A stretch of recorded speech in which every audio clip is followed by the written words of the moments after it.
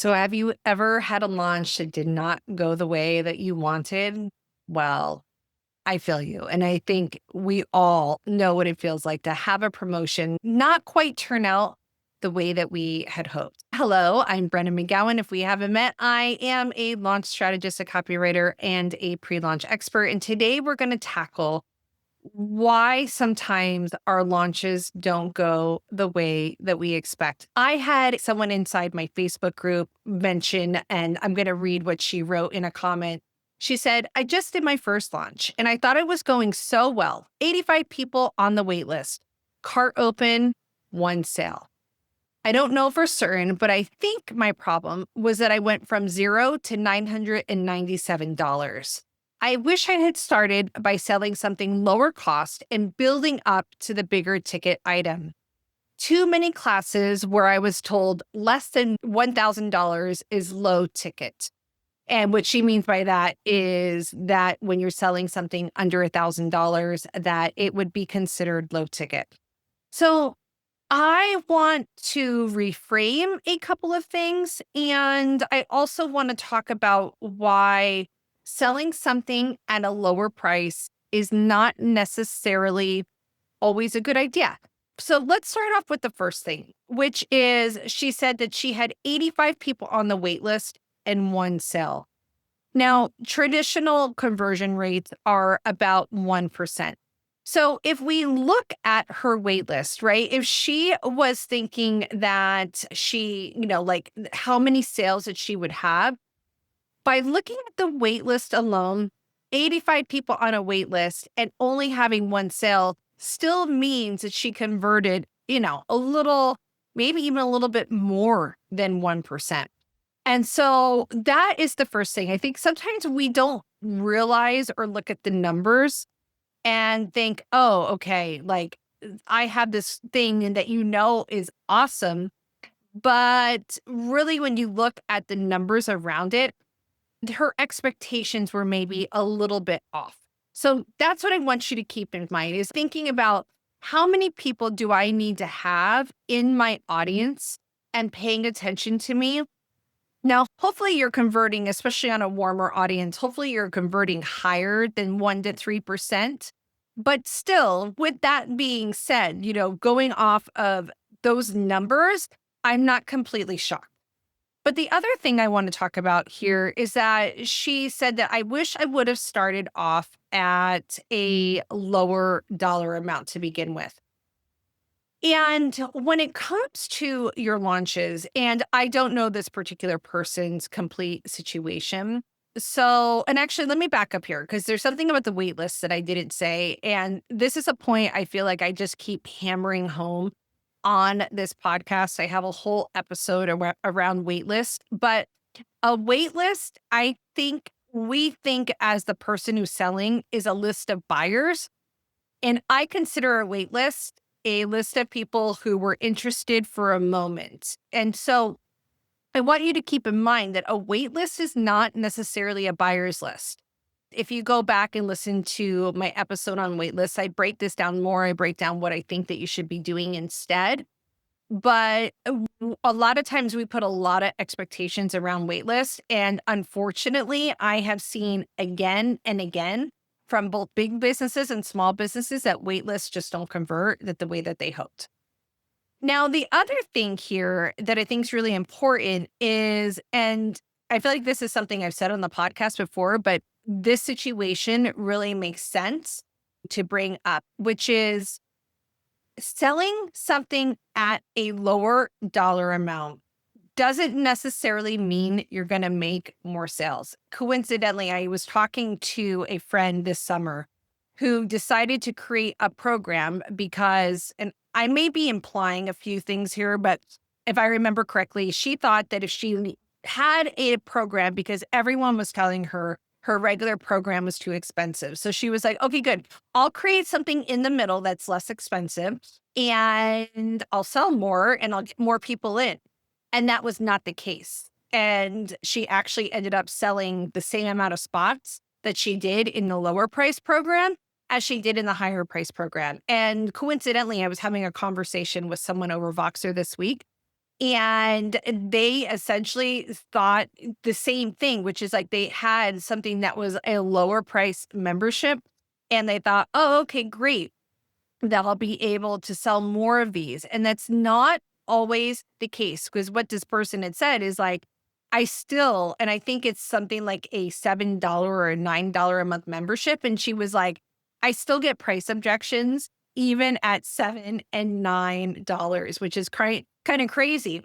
But I see it all the time. And so you're always going to get price objections. You're always going to get people that tell you your stuff is too expensive. Doesn't matter if you're selling something for $7 or you're selling something for $7,000. So what we feel like is like, okay, I need to start off at and have something that is like a lower dollar amount, that is an easier build up. Yes and no.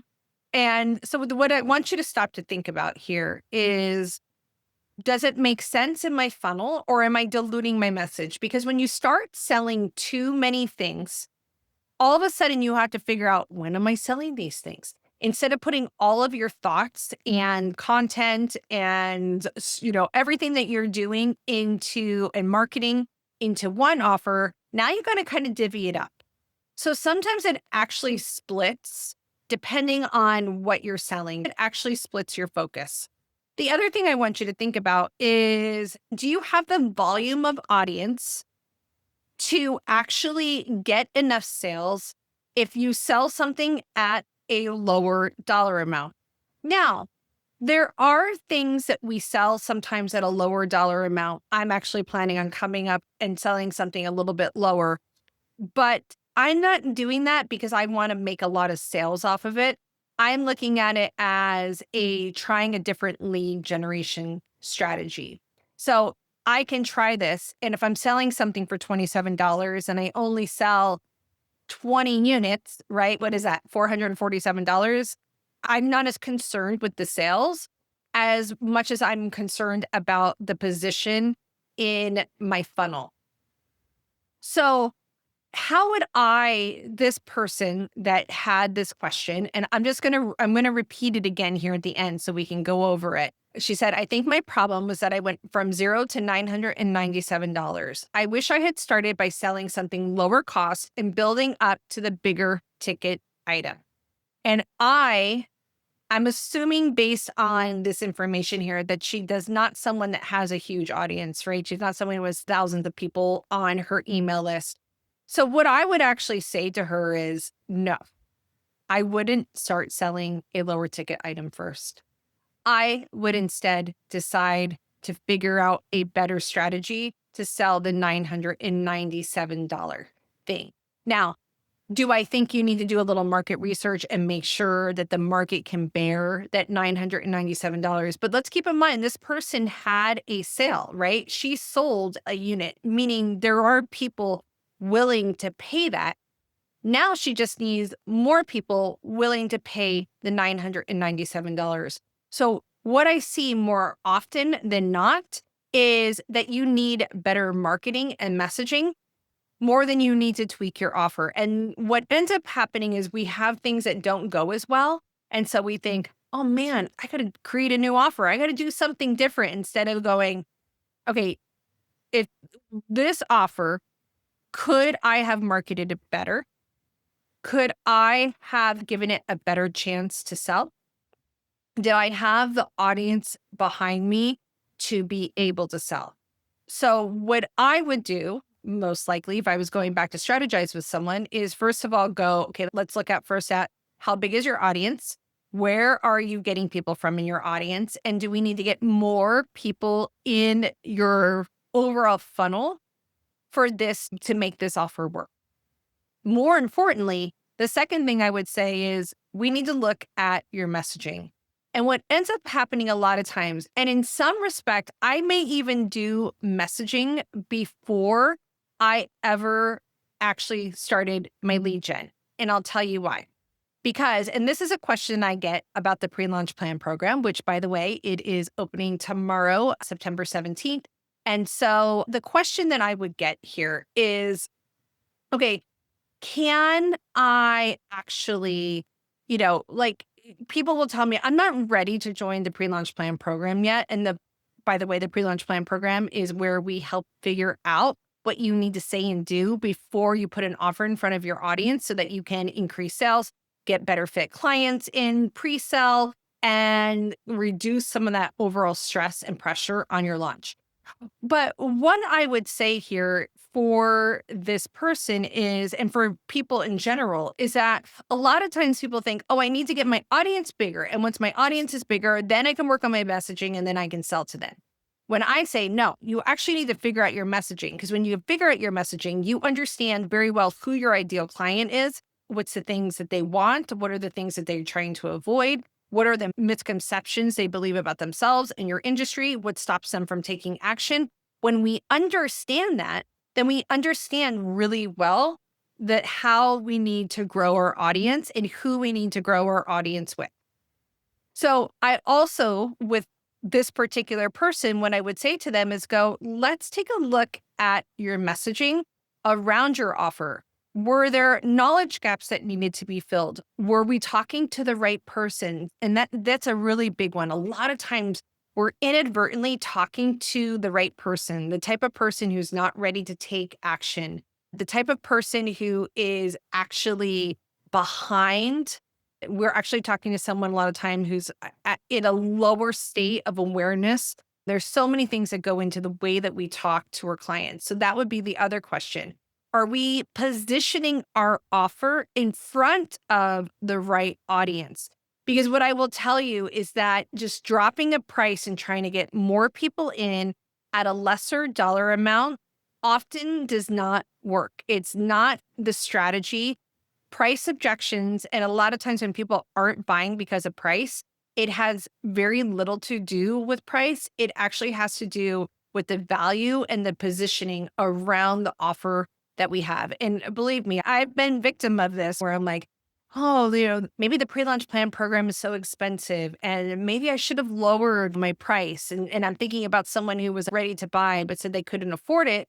And then I find out, I've literally had this happen where I've had someone who's like, I'm interested in the pre-launch plan program, but I'm not going to spend that money right now. It's not in my budget. I'm going to think about it for next time.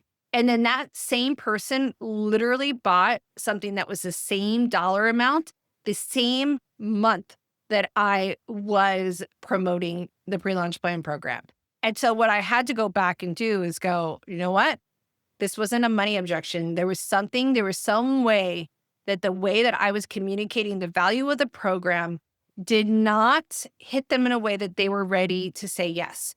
And so instead of me reconfiguring my offer, instead of me reconfiguring, how much it is, I need to go back and look at my basis of my messaging and how I'm communicating the offer and positioning it so that I can make sure I get it in front of the right person. And that is where the content comes in. When I know how to talk about my offer and my messaging, then all of a sudden the content creation around what to say and do before I launch an offer becomes very crystal clear. And also the copy that I need to create also becomes very clear on what I need to do. But it all goes back to the very beginning of things, which is how am I creating my messaging around the offer? So if you're listening to this and you're like, okay, this really, really resonates, and this is what I want to know how to do for my offers. I don't want to keep having to lower my price and switch my offers around. I really instead want to know how to position my offers and be able to talk about them in a way where I'm super confident so that I can go ahead and start getting more sales and making it feel easier, right? Because that's really what we want. We don't want sales to feel like a drag. And when you understand your messaging and who you're talking to, all of a sudden you get this confidence. And I always talk about this, like there's like this cyclical effect that starts to happen. When you feel really great about your offers, you're able to, sell more. When you're able to sell more, you get more confident. When you get more confident, people can feel that energy. When people feel that energy, they're magnetized towards you. And when that happens, they want to buy from you, right? So, okay, I'm going to wrap that up here. I would love to hear what you think about this. And if you're someone who's like, okay, I want more of this in my business, I would love for you to join me in the pre-launch plan program. Doors officially open up Wednesday. September 17th. I would love for you to, I'm going to drop the actual link to take a look at the sales page. If you're someone who wants to have a conversation with me about whether this is a good fit for you, I would love to do that. But whether or not you join me inside the pre-launch plan program, I want you to really remember what we talked about today, because this is super important in your business and your offers. Instead of spending more time trying to create offers that are going to make everyone happy and, try and overcome that price objection that's going to be there no matter what I want you to think is, am I messaging and positioning this offer correctly from the get-go to call in the right people and to put the type of content out there where people are going to be leaning in to me and asking me when I'm launching next? Okay, thanks so much, and we'll see you next week.